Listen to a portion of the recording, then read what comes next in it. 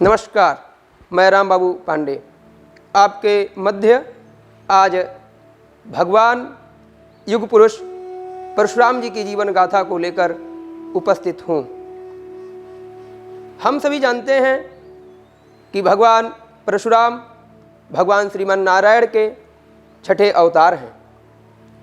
सर्वप्रथम हम सभी लोग भगवान के अवतार किस निमित्त होते हैं इस पर विचार करेंगे।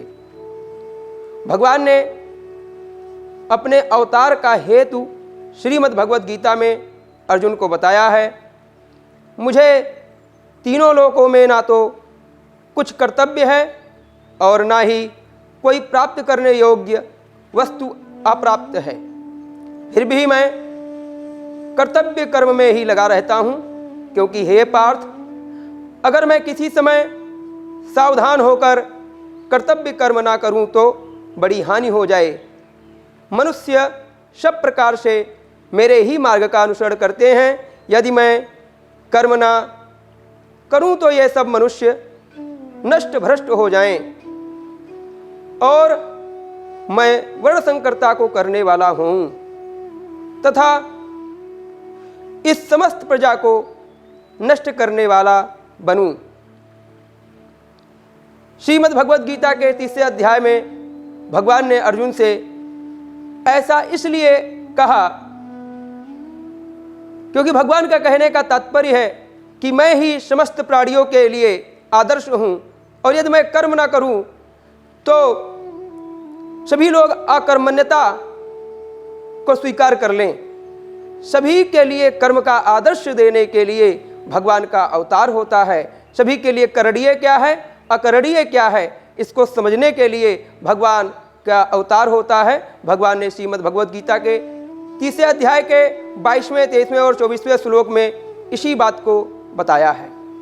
भगवान श्री कृष्ण ने अपने अवतार के संदर्भ में गीता में ही कहा, यदा यदा ही धर्मस्य ग्लानिर्भवति भारत अभ्युत्थानं धर्मस्य तदात्मानं सृजाम्यहम् परित्राणाय साधूनां विनाशाय च दुष्कृतां धर्म संस्थापनार्थाय संभवामि युगे युगे।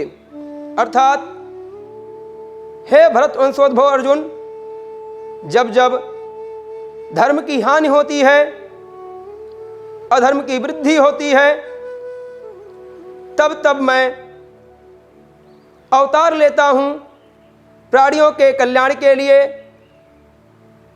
दुष्टों के विनाश के लिए और धर्म की स्थापना के लिए समय समय पर मैं साकार रूप में प्रकट होता हूं।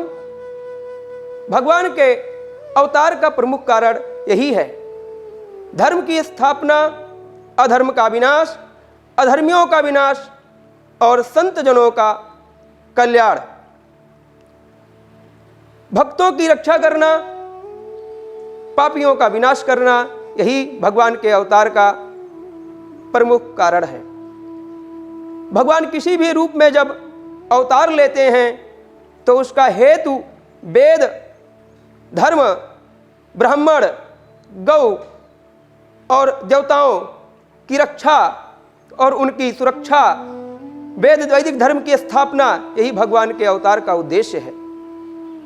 गोस्वामी तुलसीदास जी ने भी श्री रामचरितमानस में लिखा, भगवान के अवतार का कारण, जब जब हुए धर्म के हानि बाढ़ें असुर अधम अभिमानी करहीं अनीत जाय नहीं बरनी सीधें विप्र धेनु सुरधरनी तब तब प्रभु धरि विविध शरीरा हरहि कृपा निधि सज्जन पीरा असुर मारि थापहें सुरन राखें निज सुत सेतु जग विस्तारहें विशद जस राम जन्म कर हेतु। यही भगवान के अवतार का प्रमुख कारण है। विप्रधेन सुर संत हित लीन मनुज अवतार। भगवान के अवतार का जब हम विश्लेषण करते हैं तो शास्त्र इसी बात का अनुमोदन करते हैं कि भगवान इन्हीं कारणों से भगवान का अवतार होता है। समय समय पर भगवान कभी मत्स्य अवतार, कूर्म अवतार, नरसिंह अवतार, वाहरा अवतार, वामन अवतार, जिस भी अवतार में प्रकट होते हैं, उनके प्रकट होने का कारण धर्म की स्थापना और अधर्म का विनाश ही है। हम बिंदुवार विचार करें कि भगवान के अवतार का हेतु क्या है, तो भगवान के अवतार का हेतु प्रथम धर्म की स्थापना, द्वितीय अधर्म का विनाश, तृतीय सज्जन एवं भक्तजनों की रक्षा, क्रमशः गौ ब्राह्मण और वेद की प्रतिष्ठा के लिए भगवान का अवतार होता है। असुरों के विनाश और देवताओं की रक्षा के लिए भगवान का अवतार होता है। मानव जीवन के आदर्श देने के लिए भगवान का अवतार होता है। विधाता ब्रह्मा के विधि नियमों को चारित्रिक उदाहरण देने के लिए, चरित्र के द्वारा प्रकट करने के लिए भगवान का अवतार होता है। कर्तव्य को सिखाने के लिए भगवान का अवतार होता है कि किसका कौन सा कर्तव्य होगा, पुत्र कैसा, पिता कैसा, राजा कैसा, सेवक कैसा, इन्हीं सभी के कर्तव्यों को सिखाने के लिए भगवान अवतार लेते हैं। श्रेष्ठ जनों को सत्य का बोध कराने के लिए भगवान का अवतार होता है। वर्णाश्रम धर्म की रक्षा के लिए भगवान का समय समय पर अवतार होता है। हम सभी लोग भगवान के अवतार के भेद को समझेंगे। काल की दृष्टि से भगवान के 5 प्रकार के अवतार होते हैं। प्रथम प्रारब्ध अवतार, ब्रह्मा जी के वर्षमान से, अर्थात चूंकि ऐसा कि हम सभी जानते हैं ब्रह्मा जी का एक दिन 4 अरब 32 करोड़ मानव वर्ष के बराबर होता है। उनकी कुल आयु इस मान से 100 वर्ष की होती है। इसको एक पर कहते हैं। ब्रह्मा जी की आयु पर कहलाती है। वर्तमान ब्रह्मा जी का नाम विरंची है। इस समय यह 50 वर्ष के हो चुके हैं। उनकी आधी आयु को प्रार्ध कहते हैं और दोनों प्रार्धों को मिला करके एक पर उनकी ब्रह्मा जी की पूर्ण आयु होती है। और इन प्रार्धों में भगवान का जो अवतार होता है उसे प्रार्धा अवतार कहते हैं। इन दोनों प्रथम प्रार्ध में और द्वितीय प्रार्ध में भगवान वाराह रूप में प्रकट हुए। प्रथम प्रार्ध के आदि में ब्रह्मा की उत्पत्ति के अनंतर ब्रह्मा जी की नासिका से भगवान नील वाराह के रूप में प्रकट हुए और उनके देखते ही देखते भगवान पर्वताकार हो गए थे और हिरण्याक्ष नामक राक्षस का वध कर भगवती पृथ्वी का उद्धार किया था। ऋषियों ने भगवान की आराधना यज्ञ वाराह के रूप में की थी और वह कल्प नील वाराह कल्प के नाम से जाना गया था। ब्रह्मा जी का 50 वर्ष की आयु बीत चुकी है। उनके आयु का ये 51वां वर्ष चल रहा है और इसी एक प्रार्ध बीतने के बाद द्वितीय प्रार्ध में भगवान श्वेत वाराह के रूप में प्रकट हुए। उसी के नाम पर इस कल्प का नाम श्वेत वाराह कल्प है। भगवान के अवतार भेद में द्वितीय भेद है कल्पावतार। पुराणों में अनेक स्थान पर कल्प भेदा अनुसारतः ऐसा कहा गया है। भगवान प्रत्येक कल्प में अवतार लेते हैं। पूज्य गोस्वामी तुलसीदास जी महाराज ने भी श्री रामचरितमानस में कहा है कि कल्प भेद हर चरित सुहाए, भांति अनेक मुनि सन गाए, कल्प कल्प प्रति प्रभु अवतरहि। आज प्रमाणों के अनुसार भगवान के कुछ कल्पावतार होते हैं, जैसे नर नारायण भगवान का अवतार। नर नारायण भगवान का अवतार कल्प पर्यंत तपस्या के लिए हुआ है। भगवान श्री रामभद्र के संदर्भ में कथा आती है कि एक कल्प में स्वयंभू मनु और शतरूपा की तपस्या से प्रसन्न होकर उनके दूसरे जन्म में दशरथ और कौशल्या के रूप में उनको पुत्र के रूप में भगवान राम का प्राकट्य होता है। किसी कल्प में कश्यप और अदिति की तपस्या से प्रकट होकर उनके दूसरे जन्म में दशरथ और कौशल्या के रूप में भगवान राम का प्राकट्य होता है। किसी कल्प में धर्मदत्त ब्राह्मण को वर प्राप्ति से रामावतार हुआ था। ऐसे अनेक कल्पों में भगवान राम का अलग अलग अवतार हुआ।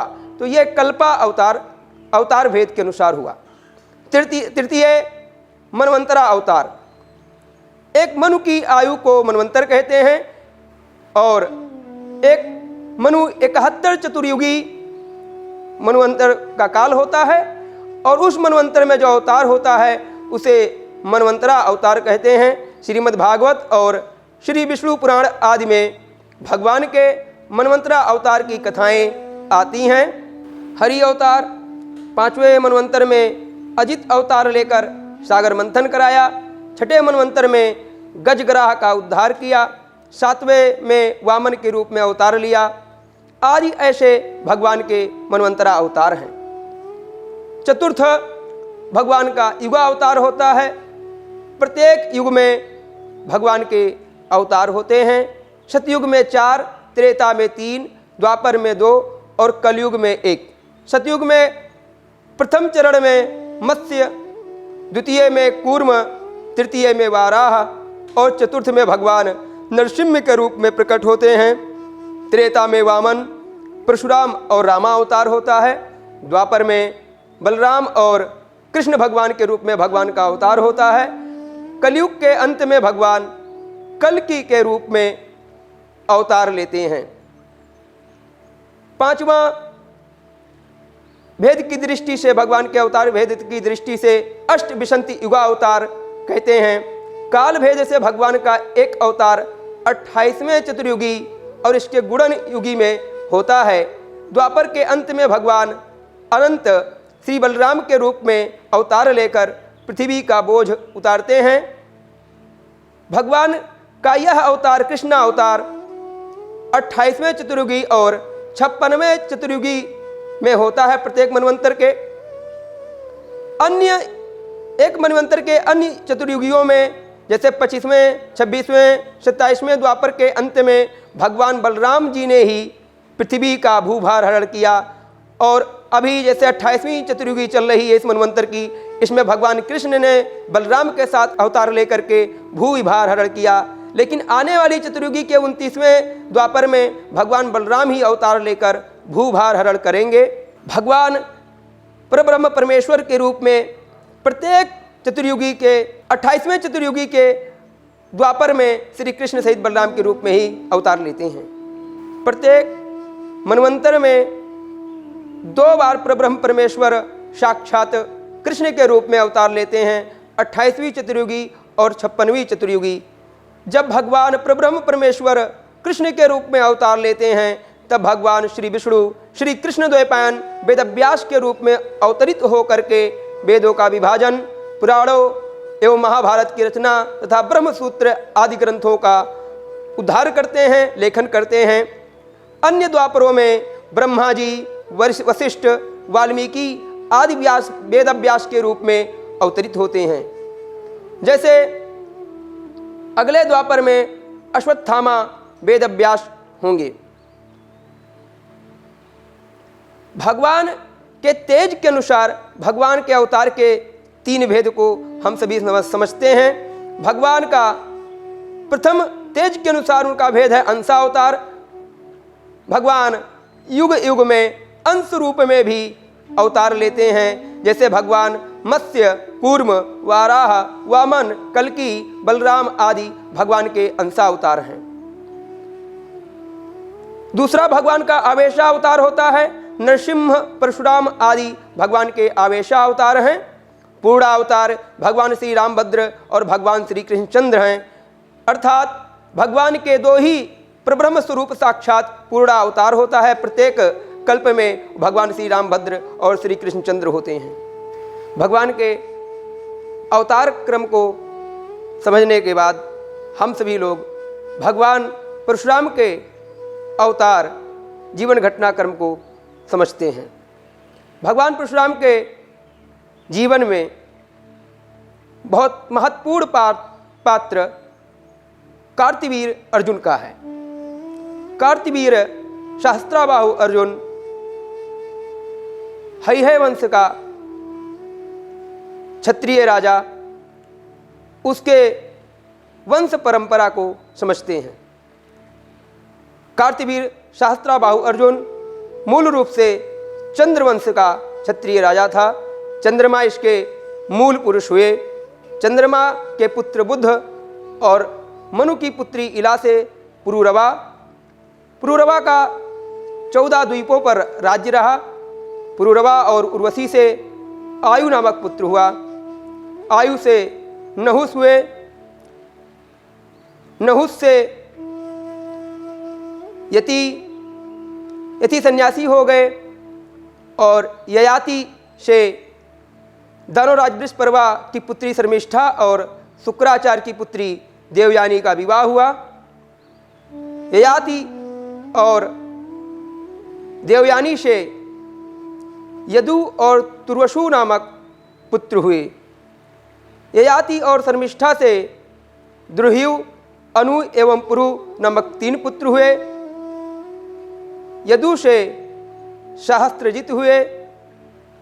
सहस्त्रजित से शताजित हुए। शताजित के 3 पुत्र हुए। है, उत्ताल है या वेणु है। है से ही यह वंश है वंश कहा गया। है के पुत्र धर्मनेत्र हुए। धर्मनेत्र के कुंभी हुए। कुंभी से संहत हुए। संहत से महिष्मान हुए, जिनके नाम पर महिष्मती साम्राज्य जाना गया। महिष्मान से भद्रसेन हुए। भद्रसेन से दुर्दर्श हुए। दुर्दर्श से भीम हुए। भीम से कनक। कनक से कीर्तिवीर्य और कीर्तिवीर्य का पुत्र कार्तिवीर्य सहस्त्राबाहु अर्जुन हुआ। कृतवीर्य के बाद सहस्त्राबाहु अर्जुन को राजा बनने के लिए जब सभी पार्षदों ने, मंत्रियों ने आग्रह किया तो उन्होंने मना कर दिया और राज करना नरक भोगने के समान है, ऐसा कहा। राज्य को राजा से विहीन नहीं होना चाहिए और सहस्त्राबाहु अर्जुन का राज्य करने की इच्छा न होने के कारण सभी मंत्रियों ने, गुरुओं ने, कुलगुरु गर्गाचार्य मुनि ने समझाने का प्रयास किया। अंततोगत्वा कार्तिवीर्य अर्जुन को सह्याद्री की गुफा में तपस्यारत भगवान दत्तात्रेय की आराधना के लिए भेजा।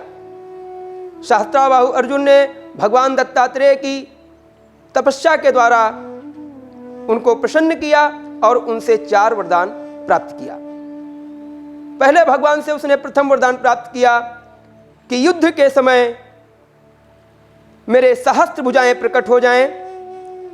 दूसरा वरदान उसने प्राप्त किया कि मेरे राज्य में कोई अधर्म सोचे ना और प्रजा अधर्म मार्ग से हट जाए। तीसरा वरदान उसने प्राप्त किया कि पृथ्वी, संपूर्ण पृथ्वी को मैं जीत लूं। और अंतिम चौथा वरदान उसने भगवान से प्राप्त किया कि मुझे पराजित करने वाला मुझसे अधिक शक्तिशाली हो और जो मुझे पराजित करे वही मेरे मृत्यु का कारण हो। 5 पुत्र उसके हुए और 5 महारथी थे। श्री विष्णु पुराण के अनुसार 10,000 यज्ञ संपादन किया था सहस्त्राबाहु अर्जुन ने। दानशीलता, तपस्या, विनय तथा दम में कोई उसका सामना नहीं कर सकता था। जब इतनी शक्ति उसे प्राप्त हो गई तो उसने संपूर्ण पृथ्वी पर विजय कर लिया और संपूर्ण पृथ्वी पर विजय करने के उपरांत उसके अंतःकरण में अहंकार का जन्म हो गया और वह अपने अहंकार के आगे किसी को कुछ भी नहीं समझता था। अपने आप को देवताओं से भी श्रेष्ठ समझने लगा और उसको एक भ्रम हो गया कि छात्र तेज वह ब्रह्म तेज से भी बढ़कर है। धैर्य, वीर्य, यश, शूरता, पराक्रम और ओज में क्षत्रिय के समान कोई नहीं है। जब ऐसा दंभ से हुआ तो आकाश बाड़ी के द्वारा उसको ये भान कराया गया कि ब्राह्मण की श्रेष्ठता ही सबसे श्रेष्ठ है, ब्रह्म तेज ही सबसे श्रेष्ठ है। लेकिन ऐसा सुनने के उपरांत भी उसने अपने आप को श्रेष्ठ ही समझा और वह कहा, दंभ भरने लगा कि मैं सृष्टि कर सकने में ब्रह्मा के समान समर्थ हूं। जब ऐसा उसने कहा और उसको बार बार ये कह रहा था कि ब्राह्मण याचना के द्वारा अपना जीवन यापन करता है, क्षत्रिय अपने तेज से, अपने सामर्थ्य से, पुरुषार्थ से अपना जीवन यापन करता है तो ब्राह्मण कैसे श्रेष्ठ हो सकता है। ऐसा जब उसके अंदर इस प्रकार की भावना प्रकट हुई तो वायुदेव ने स्वयं प्रकट होकर के उसे संपूर्ण ब्रह्म तेज का ज्ञान दिया। अंगिरा ऋषि के द्वारा कैसे संपूर्ण जल को पिया गया, वायुदेव अंगिरा ऋषि से डर करके कैसे अग्निहोत्र में वायुदेव को निवास करना पड़ा, गौतम ऋषि ने इंद्र को शाप दिया, समुद्र के जल को ब्राह्मणों ने अपने शाप से खारा कैसे बना दिया, अग्नि जो कि स्वर्ण आभा से युक्त था उसमें धुआं अंगिरा ऋषि के शाप के कारण प्रकट हुआ, कपिल मुनि के शाप के कारण 60,000 सगर पुत्र कैसे भस्मीभूत हो गए, महात्मा और के शाप से तालजंग नाम वाले क्षत्रिय वंश का कैसे विनाश हुआ, दंडकारन का विशाल साम्राज्य ब्राह्मण शाप से कैसे नष्ट हुआ। और इन सभी ब्राह्मणों के प्रताप को बताते हुए वायुदेव ने कार्तवीर अर्जुन को भान कराया कि स्वयं विधाता ब्रह्मा भी ब्राह्मण ही हैं और वो भी ब्रह्म तेज से युक्त हैं और ब्रह्मा जी के सामने तुम क्या हो। कश्यप ऋषि ने कैसे पृथ्वी का धारण कर लिया था, अगस्त ऋषि, वशिष्ठ ऋषि के प्रताप को वायुदेव ने भान कराया। अगस्त ऋषि के देखने मात्र से असुरों का कैसे देवासुर संग्राम में विनाश हो गया था। जब ये सारी बातें वायुदेव ने समझाई, सहस्त्रा अर्जुन ने ब्राह्मणों के प्रताप को समझकर फिर वहां से वापस हुआ। लेकिन सहस्त्र भुजाओं के बल और भगवान दत्तात्रेय के वरदान से सहस्त्रा अर्जुन दंभी, अभिमानी, अधर्मी, अहंकारी और आतताई बन गया। वो और उसकी संतानें वेद, स्मृति आदि के आचार को छोड़ दिया, सभी पर अपना अधिकार मान करके और सभी के भोग पर उसका प्रथम अधिकार है ऐसा मान करके और सभी को अपने भोग की वस्तु समझने लगा।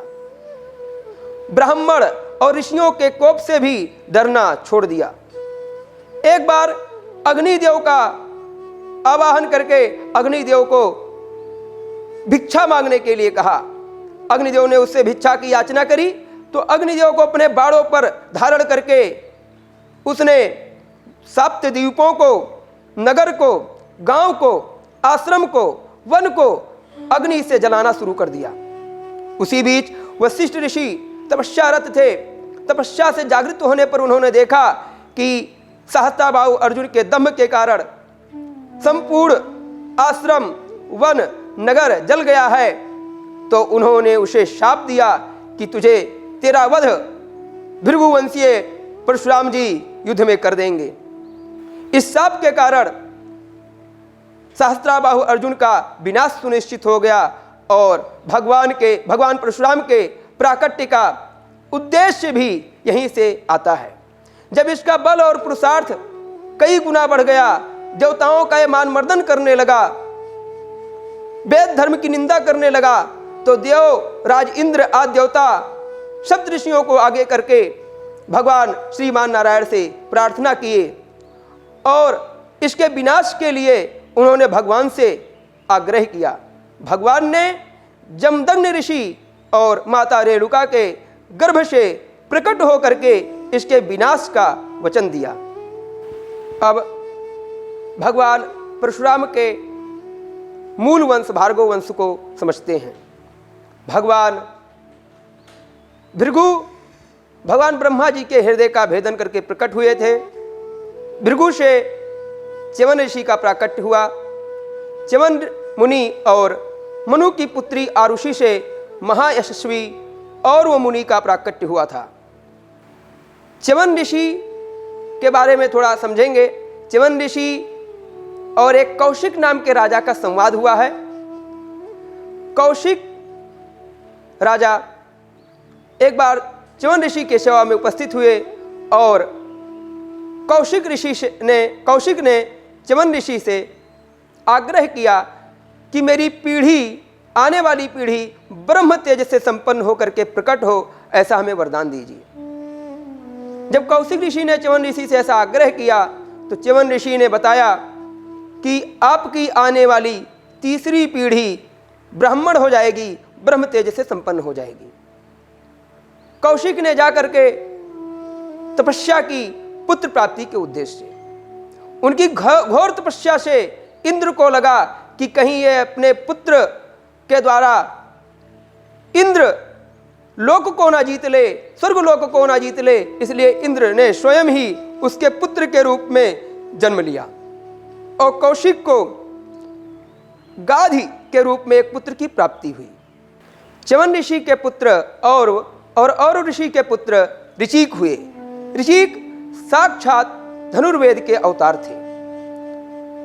ऋचिक मुनि का विवाह गाधी की पुत्री सत्यवती से हुआ और सत्यवती से विवाह का प्रसंग भी बड़ा रोचक है। ऋचिक मुनि तपस्यारत थे।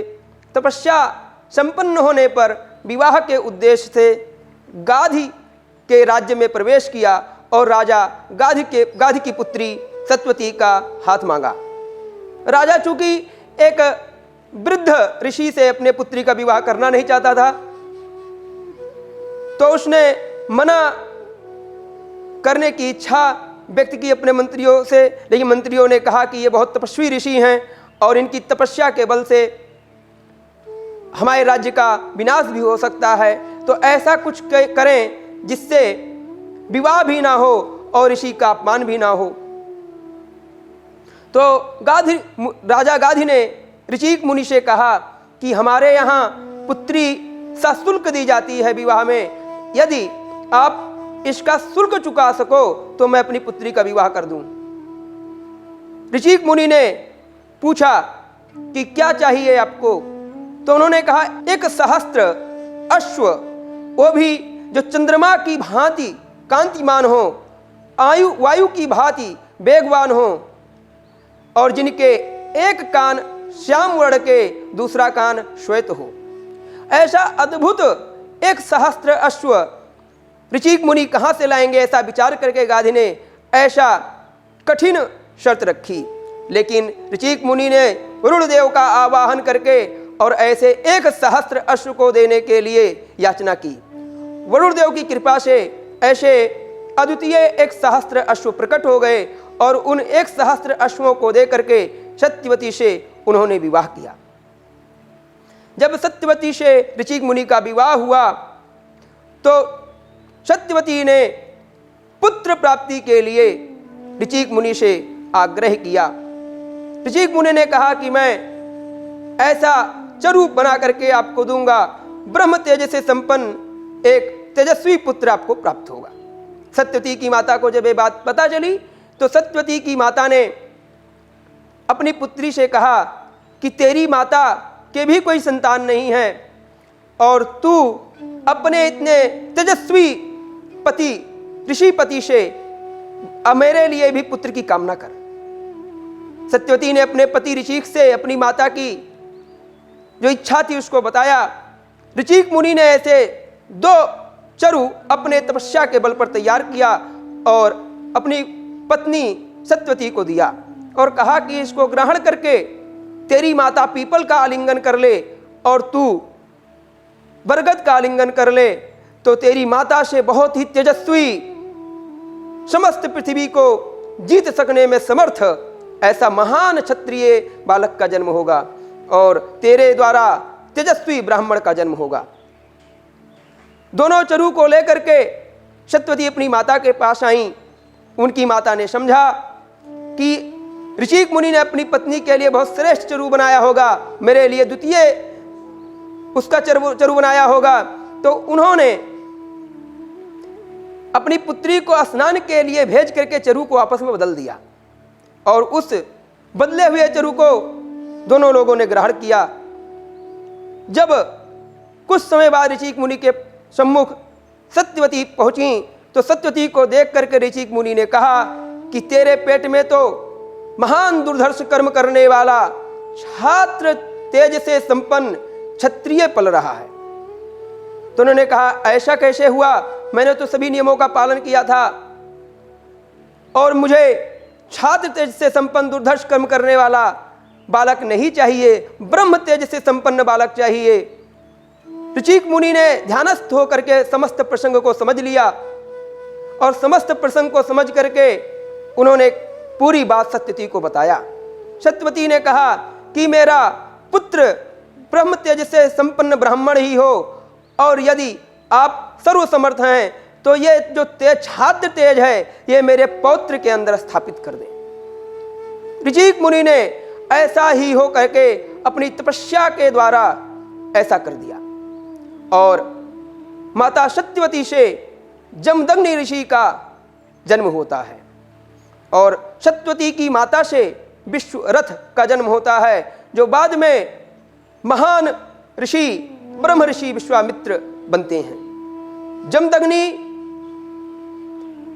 भी अपने वंश परंपरा के अनुसार धनुर्वेद के ज्ञाता हुए।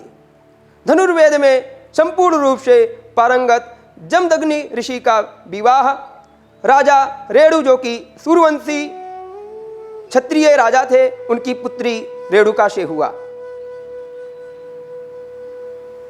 जमदग्नि और रेणुका से 4 पुत्र रुमकवान, सुषेण, वसु, विश्वासु उत्पन्न हुए। उसके बाद जमदग्नि ऋषि ने पुत्रेष्टि यज्ञ संपन्न किया और पुत्रेष्टि यज्ञ से हविष्य को प्राप्त करके अपनी पत्नी को दिया। उससे भगवान श्री विष्णु के तेज से भगवान का 6ठे अवतार के रूप में प्राकट्य हुआ। जमदग्नि ऋषि ने उसका नाम राम रखा। भगवान यही आगे चल करके परशुराम के नाम से सर्व विदित हुए, विश्व प्रसिद्ध हुए। भगवान परशुराम का प्राकट्य इस वर्तमान मनवंतर के 19वें त्रेता युग में हुआ था। वर्तमान में 28वीं चतुर्युगी चल रही है और एक चतुर्युगी में 43,20,000 वर्ष होता है। इस गणना के अनुसार भगवान परशुराम का प्राकट्य न्यूनतम 3,97,49,124 वर्ष पूर्व हुआ था। भगवान राम बहुत ही बलशाली थे। बाल्यावस्था से ही उनके अंदर छात्र तेज दिखने लगा था। मात्र 4 मास की आयु में उनके ऊपर वन बिलाव ने आक्रमण किया और उसे 4 वर्ष की अवस्था में ही उन्होंने अपने बल से परास्त करके दूर भगा दिया था। यथा उचित समय पर उनके सभी संस्कार जमदग्नि ऋषि ने संपन्न किया। नित्य संध्या करते थे, अग्निहोत्र करते थे, वेद पाठ करते थे, लेकिन साथ ही साथ कठोर व्यायाम भी करते थे। गौचारण के लिए भी वन में जाते थे गुरुकुल के अन्य विद्यार्थियों के साथ में। एक बार गुरुकुल के विद्यार्थी गौचारण के लिए गए हुए थे। एक सिंह एक गौ को उठा ले गया। विद्यार्थी आकर के रोते हुए आश्रम में जब इस बात को बताए, परशुराम जी क्रोधित होकर के और सीधे सिंह की गुफा में जाकर के सिंह का संहार कर दिए। इस प्रकार से बाल्यावस्था से उनके अंदर छात्र तेज का प्रभाव दिख रहा था। बाल्यकाल में ही शालिग्राम पर्वत पर जाकर के उन्होंने कठोर तप प्रारंभ किया। वहां ऋषि कश्यप ने उनसे दर्शन दे करके वैष्णव मंत्र की दीक्षा दी। वैष्णव मंत्र का अहर्निश जप करके उन्होंने भगवान विष्णु को प्रसन्न किया और भगवान विष्णु से वैष्णव तेज, वैष्णव धनुष और दिव्यास्त्रों की प्राप्ति कर ली। देखते ही देखते उनके समान कोई भी योद्धा न रहा। गंधमादन पर्वत पर जाकर के भगवान शिव को प्रसन्न करके अनेक प्रकार के अस्त्र शस्त्र और महातेजस्वी अमोघ परशु को भगवान ने प्राप्त किया। परुष की धार अक्षय थी, वह जलती हुई अग्नि के समान सदैव उद्दीप्त रहती थी और उसी परुष को धारण करने के कारण भगवान परशुराम के नाम से विख्यात हुए। उस अप्रमेय शक्तिशाली कुठार जिसका प्रहार अभेद्य था, ऐसे उसको उन्होंने धारण किया। एक बार देवशत्रु दैत्यों ने स्वर्ग पर आक्रमण कर दिया। देवताओं ने आकर के भगवान शिव से प्रार्थना करी तो भगवान शिवाज्ञा से परशुराम जी ने पल भर में ही समस्त असुरों का विनाश कर दिया था। ऐसे समस्त विद्याओं में निष्णात होकर के भगवान परशुराम जमदग्नि आश्रम में आकर के रहने लगे और अनेक प्रकार की तपस्याओं में रत रहने लगे। एक बार माता रेणुका ऋषि जमदग्नि के संध्या वंदन के लिए जल लेने के लिए नदी पर गईं। वहां गंधर्व राज चित्ररथ अपनी पत्नियों के साथ स्नान कर रहा था। उस स्नान क्रीड़ा को देखने में माता को समय लग गया और माता का वहां चूंकि पर पुरुष को उन्होंने काम क्रीड़ा करते हुए देखा, इसलिए सतीत्व का भी पतन हुआ। माता को जब भान हुआ कि पति संध्या वंदन आदि करने के लिए बैठे हुए हैं, तो डर से उन्होंने जल्दी से जल भर करके वापस आई। जब वापस आई, जमदग्नि ऋषि ने अपने तपस्या के बल पर सब कुछ जान लिया और उनके सतीत्व के पतन को भी देख लिया। एक ऋषि पत्नी का सतीत्व पतित हो जाना, इससे उनको बचाने के लिए उन्होंने अपने पुत्रों को बुलाया और सबसे ज्येष्ठ पुत्र को माता का वध करने के लिए आज्ञा दी। लेकिन अब माता का वध ज्येष्ठ पुत्र कैसे करता? उसके सामने ये बड़ी विषम परिस्थिति खड़ी हो गई और उसने मना कर दिया। इसी प्रकार शेष 3 पुत्रों ने भी मना कर दिया। अंत में उन्होंने अपने पुत्र राम को बुलाया और उनकी माता सहित चारों भाइयों को वध करने की आज्ञा दी।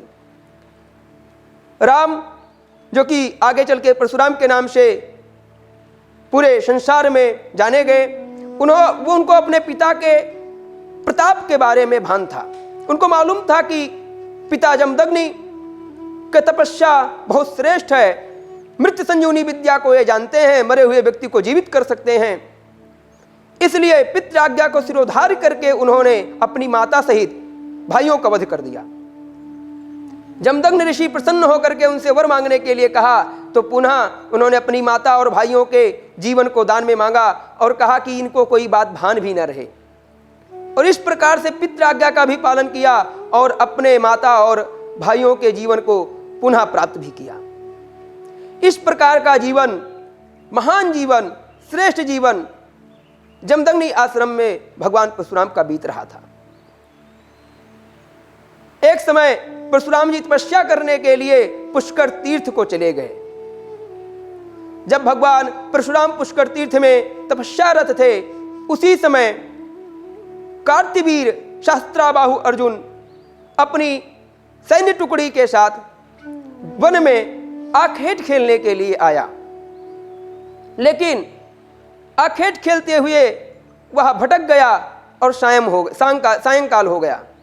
रात्रि होने के कारण उसने अपना पड़ाव डाल दिया और बिना कुछ खाए पिए भूख से पूरी सेना सहित वो परेशान हो रहा था।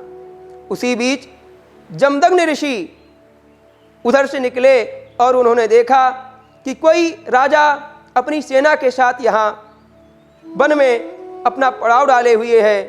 उन्होंने जाकर के जब उसका निरीक्षण किया तो उनको सब कुछ मालूम हुआ।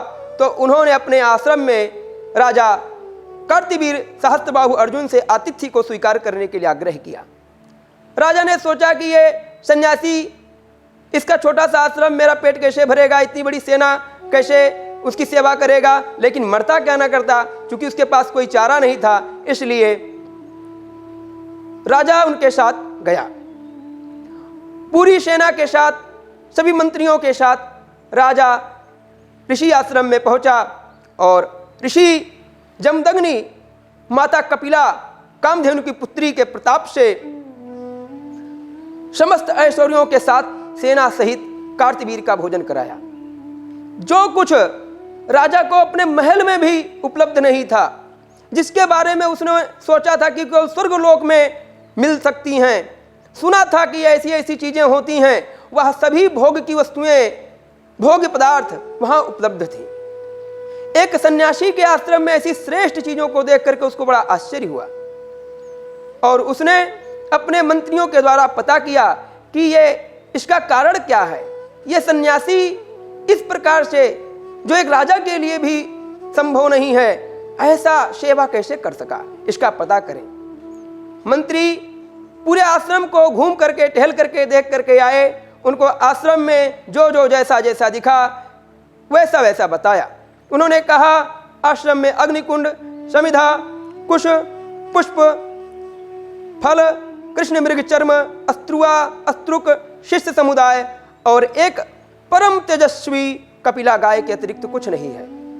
जमदग्नि आश्रम में ऐसा कुछ नहीं है जिसके द्वारा ऐसा व्यवस्था किया जा सके। ऐसा महान आश्चर्य को देख करके सहस्त्राबाहु अर्जुन ने रहस्य को पता कराया। तो माता कपिला के रहस्य को जानकर सहस्त्राबाहु अर्जुन ने जमदग्नि ऋषि से कपिला गाय को स्वयं को देने के लिए याचना की। एक राजा के द्वारा एक ब्राह्मण ऋषि से जब गौ की याचना की गई तो जमदग्नि ऋषि ने उसे छात्र धर्म का बोध कराया कि क्षत्रिय याचना नहीं कर सकता और ब्राह्मण से याचना करना क्षत्रियों को शोभा नहीं देता। इस प्रकार से वह इस गौ को प्राप्त नहीं कर सकता और चूंकि यह वंश परंपरा से उनको प्राप्त है, श्री भगवान ने गोलोक में एक यज्ञ के अवसर पर माता कपिला को ब्रह्मा जी को दिया था। ब्रह्मा जी से भृगु ऋषि को प्राप्त हुई और भृगु ऋषि की वंश परंपरा में होने के कारण उनको वंश परंपरा से ये माता कामधेनु पुत्री कपिला प्राप्त हैं। इसलिए मैं इसको आपको नहीं दे सकता। जब ऐसा जमदग्नि ऋषि ने सहस्त्राबाहु अर्जुन से कहा, सहस्त्राबाहु अर्जुन चूंकि अपने बल के मद में था, अहंकार उसका आसमान को छू रहा था और वह समस्त वस्तुओं पर अपना अधिकार मानता ही था।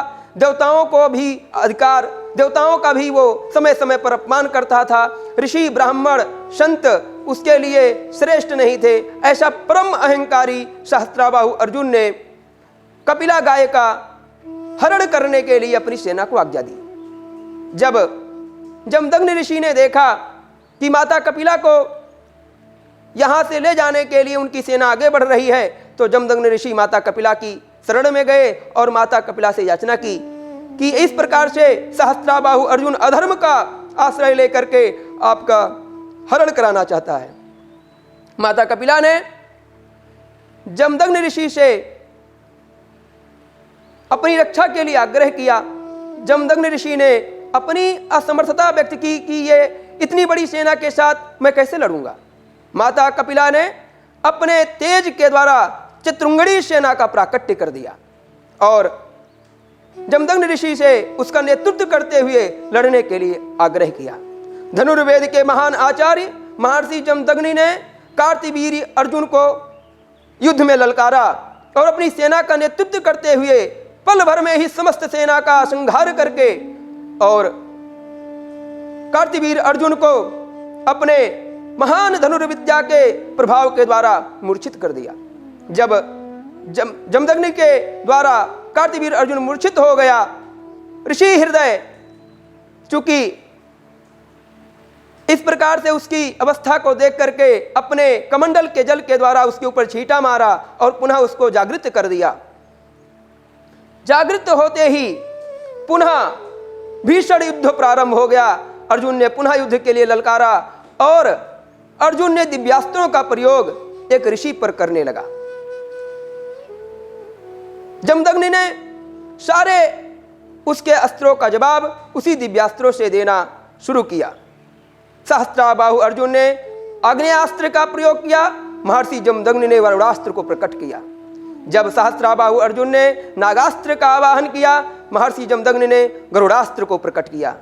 वायव्यास्त्र को जब सहस्त्राबाहु अर्जुन ने प्रकट किया, गंधर्व अस्त्र को महर्षि ने प्रकट करके उसके पूरी योजना को विफल कर दिया। ऐसे सैकड़ों सूर्यों के समान आकाश एवं दसों दिशाओं को प्रकाशित करने वाला महेश्वर अस्त्र प्रकट किया, गंधर्वास्त्र द्वारा उसको विफल कर दिया। ऋषि जमदग्नि द्वारा प्रलय अग्नि के समान भासमान तथा अभिमंत्रित नारायण अस्त्र का प्रयोग किया गया तो राजा सहस्त्रबाहु अर्जुन भी कुछ कम नहीं था। उसने तुरंत सभी अस्त्रों शस्त्रों को त्याग करके नारायण अस्त्र के सामने शरणागति ले ली तो नारायण अस्त्र स्वयं निस्तेज होकर के लुप्त हो गया। ऋषि जमदग्नि ने जब उससे इस प्रकार से अस्त्रों शस्त्रों में निषाद प्रवीण देख करके दृढ़ास्त्र का प्रयोग किया और राजा को इसके कारण निंद्रा आ गई। जब राजा निद्रावस्था में आ गया, ऋषि जमदग्नि ने अर्धचंद्राकार अस्त्र से सारथी, रथ, धनुष, बाण को काट दिया और उसके मुकुट, छत्र, कवच, अस्त्र, तरकस तथा घोड़ों को वेध कर सब कुछ तहस नहस कर दिया। संपूर्ण सेना को नागास्त्र में बांध दिया। मंत्रियों सहित सभी लोगों को उन्होंने बंधक बना लिया। ऐसा महान छात्र धर्म का, धनुर्वेद का परिचय एक महर्षि जमदग्नि ने दिया। और ऋषि ने जब इस अवस्था में उसको देखा तो जमदग्नि ऋषि ने पुनः उनका हृदय करुणा से भर आया और उन्होंने सोचा कि अपने आप को इस अवस्था में पा करके सहस्त्राबाहु अर्जुन अब लौट जाएगा और युद्ध नहीं करेगा, इसलिए उन्होंने पुनः अपने जल के द्वारा उसके ऊपर कुछ छींटे मारा और पुनः उठते ही सहस्त्राबाहु अर्जुन ने महान शूल से ऋषि जमदग्नि पर प्रहार किया, लेकिन वह उनके तेज से नष्ट हो गया। ऐसा महान दुर्धर्ष युद्ध को देख करके देवता भी सहम गए, तो ब्रह्मा जी ने आकर के दोनों के बीच में शांति करा दिया। ब्रह्मा जी की शांति कराने के उपरांत कार्तवीर अर्जुन लौट गया, लेकिन लौटने के बाद पुनः उसने पूरी सेना को सजा करके और अपने समस्त अस्त्रों शस्त्रों के द्वारा अपने कवच को धारण करके, शक्ति को धारण करके, भगवान दत्तात्रेय के द्वारा दिया हुआ अभेद कवच को धारण करके, अमोघ शक्ति को धारण करके वह पुनः युद्ध के लिए आ पहुंचा और जमदग्नि ऋषि को ललकारा। जमदग्नि ऋषि से लड़ते हुए जब वह जान गया कि इनको युद्ध में जीता नहीं जा सकता, तो उसने भगवान दत्तात्रेय के द्वारा प्रदत्त अमोघ शक्ति, जिसमें देव तेज, नारायण तेज, शिव ब्रह्मा तथा माया शक्ति का तेज विद्यमान था, उसको जमदग्नि ऋषि पर प्रहार कर दिया। जमदग्नि ऋषि उसके प्रहार के कारण मृत्यु हो गए और जमदग्नि ऋषि के मृत्यु होते ही माता कपिला गोलोक को प्रस्थान कर गईं। जब माता रेणुका को पता चला, उन्होंने उसको सुनते ही मूर्छित हो गईं और मूर्छित से जागते ही उन्होंने परशुराम का स्मरण किया। भगवान परशुराम उस समय पुष्कर तीर्थ में तपस्यारत थे। माता के आवाहन करते ही यौगिक क्रिया के बल पर वो वहां उपस्थित हुए। भगवान परशुराम ने अपनी माता का करुण क्रंदन सुन करके उनका हृदय विदीर्ण हो उठा और अपने पिता की उस दुरावस्था को समझ करके उन्होंने भीषण प्रतिज्ञा की। उन्होंने कहा कि संपूर्ण हय वंश सहित संपूर्ण क्षत्रियों का मैं विनाश करूंगा। ऐसी महान प्रतिज्ञा को भगवान परशुराम ने धारण किया। लेकिन उसी समय ऋषि भृगु प्रकट होकर के उसको, परशुराम जी को उनके पुत्र कर्तव्य को याद कराया और एक ब्राह्मण कर्तव्य क्या होता है उसका भी भान कराया। उन्होंने कहा युद्ध तुम्हारे लिए यथेष्ट नहीं है। भगवान परशुराम ने अपने पिता के जो कुछ अंतिम संस्कार थे उसको करने के लिए तैयार हुए। माता रेणुका भी भगवान परशुराम को यही शिक्षा दी कि युद्ध हमारे लिए यथेष्ट नहीं है और वह भी अपने सतीत्व धर्म का पालन करते हुए अपने पति के साथ सती हो गईं।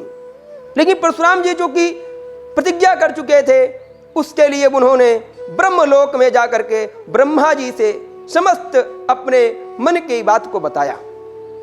ब्रह्मा जी ने अर्जुन के पापाचार की बात को स्वीकार किया और उन्होंने उनके अवतार के हेतु को भी बताया। लेकिन सहस्त्राबाहु अर्जुन कितना बलवान है, कितना शक्तिशाली है, इसका बोध कराया।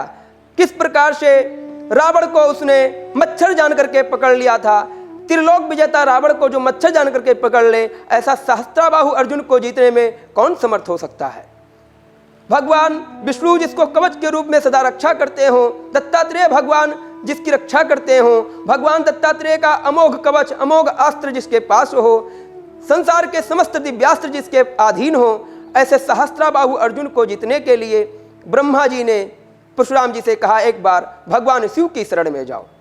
और परशुराम जी ब्रह्म आज्ञा से भगवान शिव की शरण में गए और उन्होंने भगवान शिव से समस्त स्थिति को कह सुनाया। भगवान शिव ने सहस्त्राबाहु अर्जुन के पाप को जान करके और उस समय जो भी क्षत्रिय के रूप में असुर ही उत्पन्न हो गए थे, उस रहस्य को जान करके उन्होंने आज्ञा की कि तुम समस्त असुरों के रूप में, क्षत्रियों के रूप में इन असुर बुद्धि से युक्त जनों का संहार करके इस पृथ्वी को पाप मुक्त करो। भगवान शिव से शिवाज्ञा लेकर के, चूंकि ब्राह्मण का धर्म युद्ध नहीं होता, उसका दोष ना लग जाए, इसलिए ब्रह्मा और भगवान शिव से आज्ञा लेकर के भगवान परशुराम वहां से चले और शिव भगवान से प्राप्त दुर्लभ गुप्त मंत्र त्रैलोक की विजय नामक अद्भुत कवच, नागपाश, पशुपतास्त्र, ब्रह्मास्त्र, नारायणास्त्र, अग्नेयास्त्र, वायव्यास्त्र, वरुणास्त्र, गांधर्वास्त्र, गरुड़ास्त्र, दृढ़ास्त्र, गदा, शक्ति, परशु, शूल, अक्षय तर्कश, अविनाशी बाण, रौद्रास्त्र, वासुवास्त्र, नेत्राक्षास्त्र, यमियास्त्र, कौबेरास्त्र, सौम्यास्त्र, सौरास्त्र, पर्वतास्त्र, चक्रास्त्र, वर्जास्त्र, पाशास्त्र, सर्वास्त्र, स्वप्नास्त्र, पर्जन्यास्त्र, भमास्त्र, रोधनास्त्र, शौपड़ास्त्र, राक्षसास्त्र, महेशपथापशास्त्र, कालास्त्र, दानवास्त्र, ब्रह्मशास्त्र सहित शस्त्रों के संहार करने की क्रिया, विजयी बनने की प्रक्रिया, मायावर विद्या, मृत्यु नाशनी विद्या आदि से संपन्न होकर के युद्ध के लिए प्रस्थान किया। भगवान परशुराम ने सहस्त्राबाहु अर्जुन को दूत भेज करके अपनी प्रतिज्ञा से अवगत कराया और युद्ध के लिए ललकारा। भगवान परशुराम के अवतार रहस्य को सहस्त्राबाहु अर्जुन की पत्नी मनोरमा जानती थी। उसने सहस्त्राबाहु अर्जुन को समझाया कि भगवान परशुराम का प्रताप क्या है। साक्षात भगवान श्रीमान नारायण ही अपने अंश रूप में परशुराम जी के रूप में प्रकटे हैं और ये आपका वध कर देंगे। लेकिन अपने बल में उन्मत्त सहस्त्राबाहु अर्जुन अपनी पत्नी की एक बात ना सुना और युद्ध के लिए तैयारी के लिए उसने घोषणा कर दी। जब पत्नी ने देखा कि अब इनका युद्ध के लिए प्रस्थान होगा ही और ये मृत्यु को प्राप्त हो जाएंगे, तो पत्नी ने अपना प्राण त्याग कर दिया। लेकिन अपने पत्नी का प्राण त्याग करने को उपरांत भी अर्जुन युद्ध के लिए रुका नहीं, प्रस्थान कर गया। सर्वप्रथम सहस्त्राबाहु अर्जुन की ओर से मत्स्यराज आगे आकर के परशुराम भगवान को ललकारा। भगवान परशुराम द्वारा अद्भुत युद्ध कौशल का प्रदर्शन करके मत्स्यराज का पल भर में ही वध कर दिया गया। उसके बाद अर्जुन की ओर से युद्ध में निपुण बृहदल, सोमदत्त, विदर्भ, मिथिलेश्वर, निषिधेश्वर व मगधेश्वर मैदान में आए। भगवान परशुराम ने देखते ही देखते उन सभी का वध कर दिया। इसके बाद भगवान परशुराम द्वारा कानिकुब्ज, सौराष्ट्र, बंग तथा कलिंग देशीय राजाओं का विनाश हुआ। उसके बाद सूर्यवंशी राजा सुचंद्र भी हैहयवंशी सहस्त्राबाहु अर्जुन की ओर से लड़ने के लिए मैदान में आए और भगवान परशुराम ने उनका भी विनाश कर दिया। अंत में सहस्त्राबाहु अर्जुन ने जब देखा कि किस प्रकार से देखते ही देखते परशुराम जी ने उसकी समस्त सेना का संहार कर डाला, तो उसने भगवान शंकर के दिव्य त्रिशूल का प्रहार भगवान परशुराम पर किया और भगवान परशुराम पर उसका प्रहार होते ही भगवान परशुराम मूर्छा को प्राप्त कर गए। लेकिन भगवान शिव ने जब देखा कि मेरा शिष्य मूर्छा को प्राप्त हो गया, तो उन्होंने अपने दिव्य शक्तियों से पुनः उसके सारे घात को, कष्ट का हरण करके पुनः उन्हें उसी प्रकार से कर दिया और पुनः भगवान परशुराम युद्ध के लिए आगे बढ़े और पुष्कर राक्ष का उन्होंने वध किया। कार्तवीर अर्जुन से भगवान का बड़ा ही दिव्य और श्रेष्ठ युद्ध हुआ। देवता भी जिसको देख करके स्तब्ध रह गए। परशुराम भगवान ने देखते ही देखते अपने महान अप्रमेय उस दुर्धर्ष परशु से उसके सहस्त्र भुजाओं का छेदन करके उसका वध कर दिया। उस समय भगवान परशुराम ने 64 करोड़ क्षत्रियों का संहार किया था और 14,000 दूसरे ब्रह्मद्रोहियों को नष्ट किया। ऐसे वहां जाकर के दंतक्रूर नामक राजा को भी मार दिया। पूरे पृथ्वी पर जहां जहां वेद मर्यादा का, ऋषियों को ब्राह्मणों को, गौओं को संतप्त कर रहे थे। जहां भी श्रेष्ठ धर्म का पालन नहीं हो रहा था, अधर्म के रूप में ही शासक बैठे हुए थे, उन सभी का भगवान परशुराम ने विनाश किया। उन्होंने सहस्त्रों क्षत्रियों को मूसल से, सहस्त्रों को तलवार से काटा, सहस्त्रों को वृक्षों के शाखाओं पर लटका के मारा, सहस्त्रों को पानी में डुबो दिया। ऐसे भगवान परशुराम ने उन असुर जो क्षत्रिय के रूप में जन्म लिए थे, उन सब का उन्होंने अपने महान पराक्रम के द्वारा विनाश किया। 21 बार उन्होंने संपूर्ण पृथ्वी को ऐसे असुरों से विनाश करके और पृथ्वी को भूप विहीन कर दिया। जब उन्होंने इस प्रकार से अपनी महान प्रतिज्ञा का पालन किया, उसके बाद शपंतपक चक्र में जाकर के रक्त से 5 कुंड बना करके अपने पितरों का तर्पण किया। जब उन्होंने अपने पितरों का तर्पण किया, इनके पितामह ऋषिक ने प्रकट होकर के उनको इस महान दुर्धर्ष कर्म के प्रायश्चित स्वरूप यज्ञ करके संपूर्ण पृथ्वी को भगवान कश्यप को दान देने के लिए आग्रह किया। भगवान परशुराम ने अश्वमेध यज्ञ का आयोजन करके पितामह की आज्ञा से कश्यप ऋषि को अपना पुरोहित बना करके और संपूर्ण पृथ्वी को भगवान कश्यप को दान में दे दिया और अपने लिए रहने का स्थान मांगा। उन्होंने समुद्र से स्थान मांगने के लिए आग्रह किया। समुद्र से जाकर के भगवान परशुराम ने अपने रहने के लिए आग्रह किया। समुद्र पीछे हटा और महेंद्र पर्वत बाहर निकला। महेंद्र पर्वत को अपना वास स्थान बना करके भगवान परशुराम वहीं तपस्यारत हो गए। भगवान परशुराम जब आप शिव पुराण में देखेंगे तो भगवान गणेश को एक दंत किए, अपने परशु से उनके एक दंत का भेदन कर दिया। तब से गणेश भगवान एक दंत हो गए।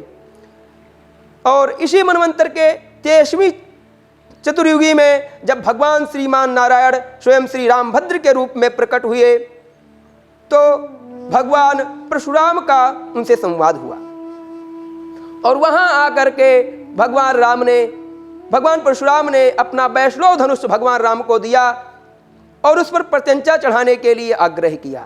भगवान राम ने जब उस पर प्रत्यंचा चढ़ाया और उनसे वैष्णव अस्त्र भी संधान करने का जब आग्रह किया, उसके आग्रह करते ही भगवान राम ने उनके समस्त तप को नष्ट कर दिया और तपहीन परशुराम भगवान पितराज्ञा से तपस्या के द्वारा पुनः वैष्णव तेज को प्राप्त करके 28वीं चतुर्युगी में द्वापर युग में भीष्म, द्रोण और कर्ण के गुरु हुए। और भगवान परशुराम चिरंजीवी भगवान परशुराम कलयुग के अंत में भगवान कल्कि को शस्त्रों अस्त्रों का ज्ञान देंगे। अगले मनवंतर के सप्तऋषि मंडल में सप्तऋषि भगवान परशुराम होंगे। ऐसा महान चरित्र चिरंजीवी युग पुरुष भगवान परशुराम का है। श्रीमन नारायण।